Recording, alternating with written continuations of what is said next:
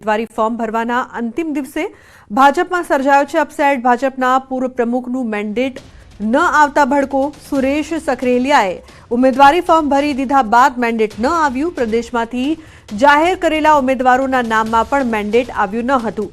પ્રદેશમાંથી ward number 10 અને 11 બંને ઉમેદવારોના નામ હતા નહીં। સવારથી મેન્ડેટની રાહ જોવા છતાં મેન્ડેટ ન આવ્યું। ધારાસભ્ય જયેશ રાદડિયા પણ સવારથી જ મામલતદાર કચેરીએ હાજર। જયેશ રાદડિયાએ પણ મેન્ડેટ માટે પ્રદેશમાં અનેક ફોન કરવા છતાં કોઈ રિઝલ્ટ આવ્યું નહીં। તો ભાજપમાંથી ભરેલા તમામ ઉમેદવારો પોતાની ઉમેદવારી પરત ખેંચે તેવી શક્યતા।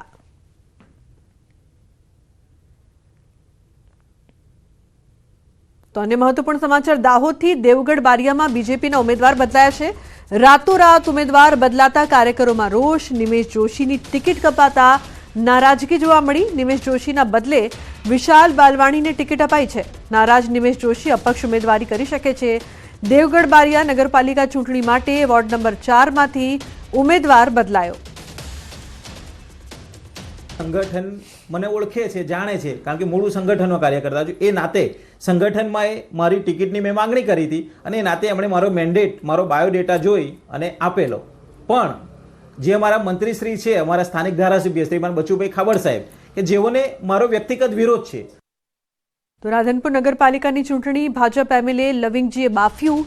ભાજપ ઉમેદવારને બિનહરીફ જાહેર કર્યા। ભાજપે હજુ સુધી ઉમેદવાર જાહેર નથી કર્યા। કોંગ્રેસ વોર્ડ 7 માં 4 ઉમેદવાર જાહેર કર્યા છે। ફરશુભાઈ દેવી પૂજકને બિનહરીફ જાહેર કરી દીધા। બિનહરીફ થયા તેવી લવિંગજીએ કરી પોસ્ટ। અમારા 4 કોંગ્રેસ પક્ષના ઉમેદવારો કમ્પ્લીટ મજબૂત છે અને અહીંયા હાજરમાં બેઠા છે, અમારી જોડે જ બેઠા છે। અમારી પાર્ટીએ વોર્ડ નંબર 7 માં જેટલા પણ મેન્ડેટ આપ્યા છે એ હજુ અમને રજૂ નથી કર્યા ને કઈ રીતે બિન જાહેર કરી શકતા હશે। તો સ્થાનિક સ્વરાજની ચૂંટણીમાં વલસાડ ભાજપમાં ભડકો। ભાજપના કાર્યકરોને ટિકિટ ન મળતા નારાજ ઉમેદવારોએ અપક્ષમાં ઉમેદવારી ફોર્મ ભર્યા। ભાજપના કાર્યકરોના નિર્ણયથી રાજકારણ પણ ગરમાયું છે। જો કે વલસાડના ધારાસભ્ય ભરત પટેલે કહ્યું કે પાર્ટી નારાજ કાર્યકર્તાઓને મનાવી લેશે। વોર્ડ નંબર 7 માં ઉમેદવાર છું। મેં ભાજપની ટિકિટ માંગી હતી ને મળી નથી, તે માટે અપક્ષમાં કરીને વોર્ડ નંબર 7ની સેવા કામો કરવા માટે ઉપલબ્ધ છે। સ્વાભાવિક છે, ભારતીય જનતા પાર્ટી વિશાળ પાર્ટી છે, ખૂબ મોટો પરિવાર છે। બધાને ઈચ્છા હોય કે મારે બી ઉમેદવારી કરીને મને બી ટિકિટ મળે, લોકસેવા કરવાની બધાની ઈચ્છા હોય, તો બધાને ટિકિટ પાર્ટી આપી શકતી નથી। પણ પાર્ટી ખૂબ ચીવટાઈથી, ખૂબ બારીકાઈથી એ કરીને આ પાર્ટીએ 44 ઉમેદવાર ટિકિટ આપી છે। જે નારાજ છે એ ચોક્કસ પાર્ટીના કાર્યકર છે, એને અમે સમજાવીશું અને પાર્ટી સાથે ચાલશે। તો સ્થાનિક સ્વરાજની ચૂંટણી જાહેર થઈ ચૂકી છે। દ્વારકા જિલ્લામાં ભાણવડ, સલાયા અને દ્વારકા નગરપાલિકાની ચૂંટણી યોજાવા જઈ રહી છે। ત્યારે જો વાત કરીએ ભાણવડ નગરપાલિકા વિસ્તારની, તો અહીં કુલ 6 વોર્ડમાં કુલ અંદાજિત 20,000થી વધુ મતદારો નોંધાયેલા છે। અહીંના લોકોનું કહેવું છે કે અહીં રોડ, રસ્તા, ગટર તેમજ પીવાના પાણીની સમસ્યા તેમજ રસ્તે રખડતા આંખલાઓની સમસ્યા અવારનવાર સામે આવતી હોય છે। તો આ તરફ નક્કી નદીમાં ગંદકીનું સામ્રાજ્ય જામ્યું છે। આ નદી ખુલ્લી હોવાના કારણે અનેક વખત અકસ્માત સર્જાઈ ચૂક્યા છે। ત્યારે સ્થાનિકોની આશા છે કે અવારનવાર જે સમયથી પરેશાન છે તે પ્રશ્નો તેમના જલ્દી ઉકેલાય।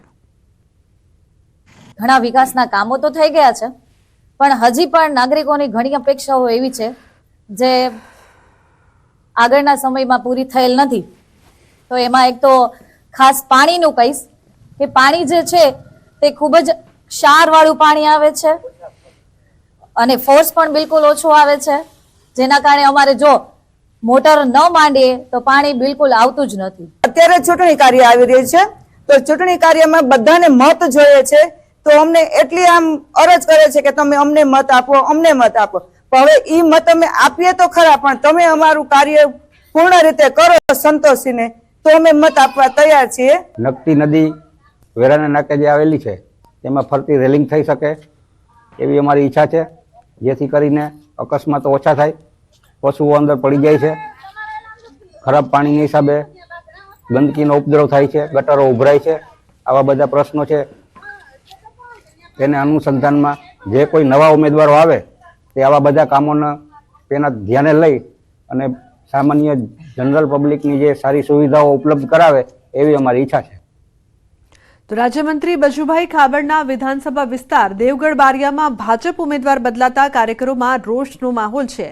દેવગઢ બારિયા નગરપાલિકા ચૂંટણી માટે વોર્ડ 4 નંબરમાંથી પૂર્વ શહેર પ્રમુખ નિમેશ જોશીના નામની જાહેરાત થઈ હતી અને મોડી રાત્રે ભાજપ દ્વારા નિમેશ જોશીના બદલે વિશાલ બાલવાણીના નામની જાહેરાત કરાતા રાજકીય માહોલ ગરમાયો છે. સમર્થકોમાં ભારે રોષનો માહોલ. જો કે રાતોરાત ઉમેદવાર બદલાતા અનેક સવાલો ઊભા થયા.